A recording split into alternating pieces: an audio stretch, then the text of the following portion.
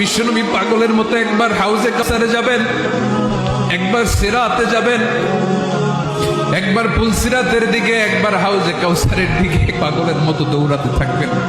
তার কোন গুনাহগার উম্মত যাতে জাহান্নামে ঢুকে না যায়, সেদিন কেউ সুপারিশ করতে পারবে না বিশ্বনবী ছাড়া। এজন্য ৫ নম্বর আল্লাহ বললেন, মান যাল্লাযী ইয়াশফাউ ইনদাহু ইল্লা বিইযনিহি। কার সাহস আছে, কার এত বড় বুকের পাটা কিয়ামতের কঠিন দিন আল্লাহর সামনে দাঁড়িয়ে সুপারিশ করবে? কারো ক্ষমতা, কারো ক্ষমতা নাই। বিশ্বনবী সেদিন সিজদায় পড়ে উম্মতের জন্য কাঁদবেন, সবাই কাঁদবে, নফসি নফসি, আল্লাহ আমারে বাঁচাও, আল্লাহ আমারে বাঁচাও। বিশ্বনবী বলবেন, উম্মতি উম্মতি।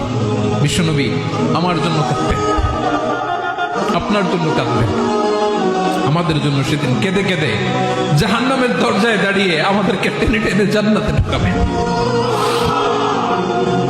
এজন্য এই বিশ্বনবীর ভালোবাসা যেন আমাদের হৃদয়ে ভরপুর থাকে। আমার ভাইয়েরা, প্রতি শুক্রবার বিশ্বনবীর উপরে বেশি বেশি যেন আমরা দুরূদ পড়ি। আমরা যখন বিশ্বনবীর সালাম দেই, দুরূদ পড়ি,